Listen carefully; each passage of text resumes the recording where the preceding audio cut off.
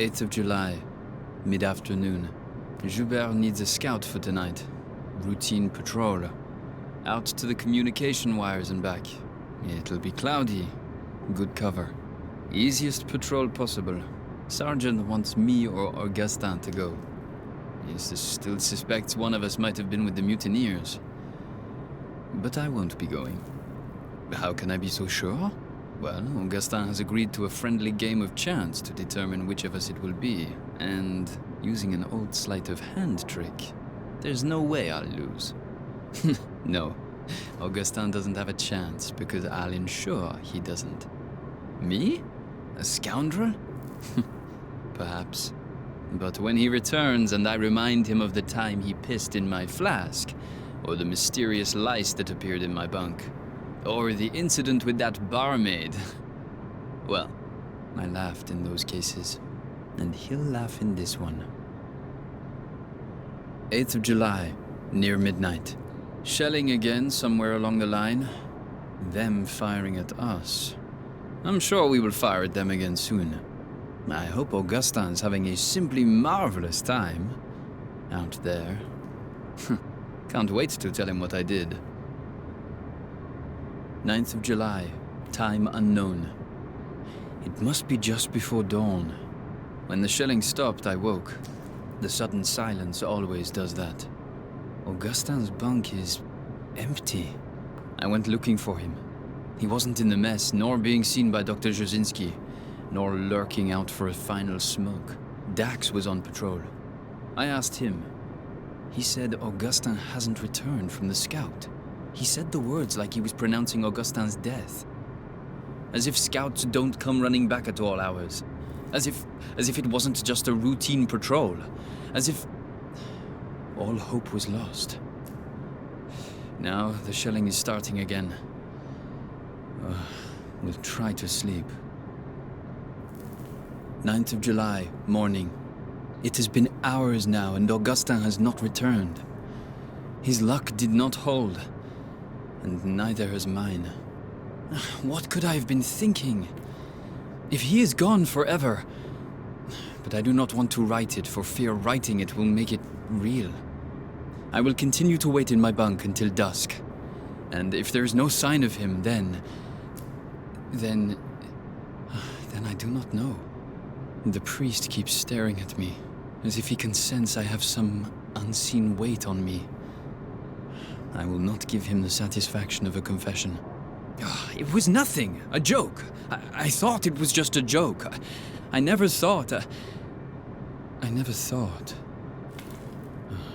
And therein lies my sin.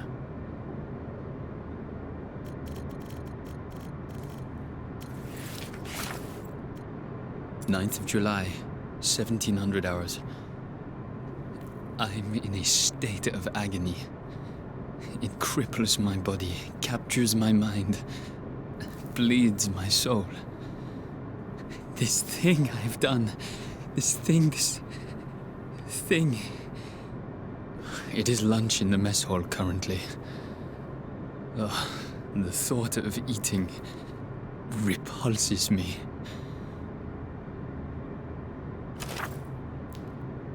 Ninth of July.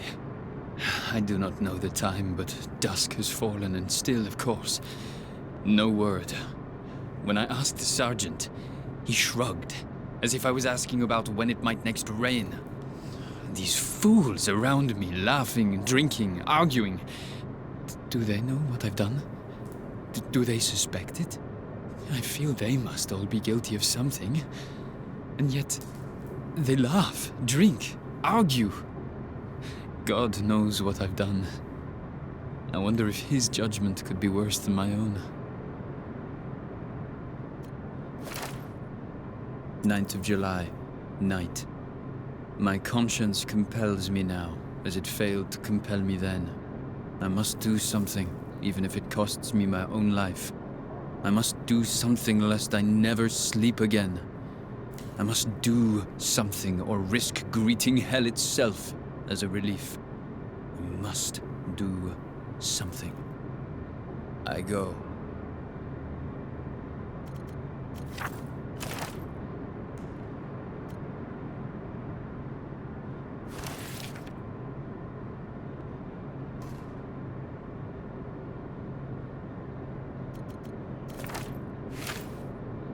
11th of July 1916. Dusk. I sit now at the bedside of my dear friend Henri Clément. The doctor has left, but I remain. I feel I must record the extraordinary twists of fate and fortune that have led me to be here, breathing, alive, strong and well, while Henri lies unconscious, fighting for his life. It starts days ago. On a night patrol, I fell into some kind of pit.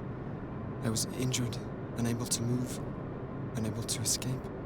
By all rights, it should have been my tomb. I cried for help, screamed myself hoarse. The effort left me parched, exhausted, and still alone. As the next night fell, as I cried what might have been my last cry for help, I could see the stars high above, beautiful and different. And then Clément's face appeared at the top of the pit. He lowered himself to me, found a trickle of spring water there and had me drink from it. It was cool and crisp, with a strange, sweet taste. Never has water felt more nourishing than that. Administered by a dear friend's hand. I was saved. But of course, that is not the last twist fate's blade would stab into my back. 11th of July 1916. Night. Later now, I continue my tale. As Clément carried me across no man's land, fate struck again. The German outpost spotted us. Gunfire, explosions, desperation. And as the air cleared, I pulled myself to my feet and saw that Henri was wounded, blood pouring from his head, his eyes glassy. He was fading. I do not know where I found the strength to carry him, but carry him I did, all the way back to our bunker. 12th July 1916, morning. Woke this morning and realized that a toy I purchased for my son is gone. I promised him I'd bring him something home from the front, so I brought him a stuffed rabbit from a local shop. A rabbit because he thinks he's so fast. It must have fallen from my pack when I fell into the crater.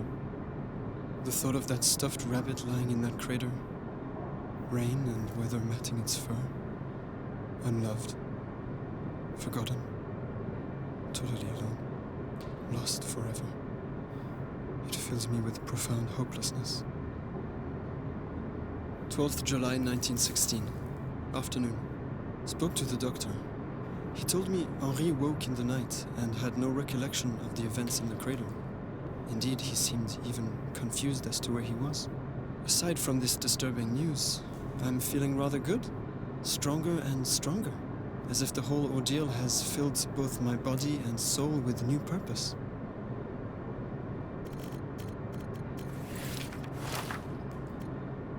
July 1916. Up again, in the chapel, trying to pray, but my mind is too alive with thoughts of the crater, the rabbit, and that water, its taste. And yet I don't feel tired. Instead I feel this itch, this sense that there are things I must do.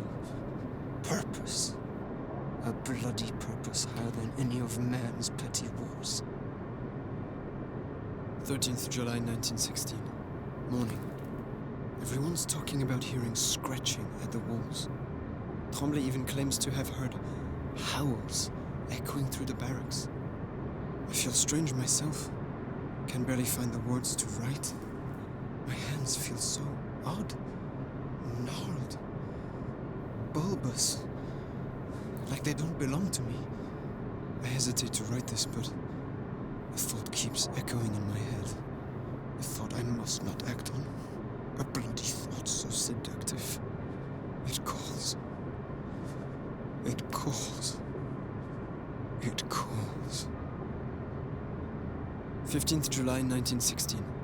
Madness in the barracks this morning. Renard's dead. They say murder, but will not show us the body.